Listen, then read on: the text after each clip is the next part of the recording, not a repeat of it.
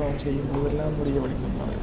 அதாவது ஒரு சகோதரர் இருக்கிறார், ஃபர்ஸ்ட் உம்ராக்கு மட்டும்தான் முடியை மலிக்க வேண்டுமா, அல்லது ஒரு டைம் ஃபர்ஸ்ட்டுக்கு வலித்து விட்டு பிறகு மற்றதுக்கெல்லாம் ஷார்ட் பண்ணால் போதுமா, அல்லது எல்லாத்துக்குமே வலித்து கொண்டிருக்க வேண்டுமான்னு கேட்குறார்.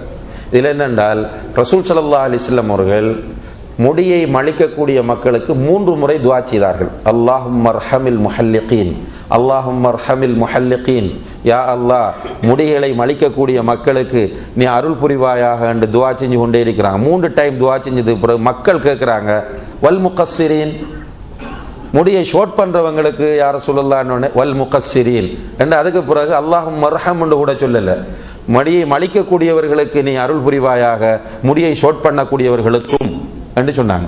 அப்ப சிறந்தது எது? வலிக்கிறது.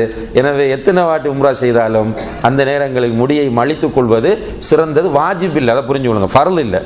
சிறந்ததை செய்வதற்கு நாம் முயற்சி செய்ய வேண்டும்.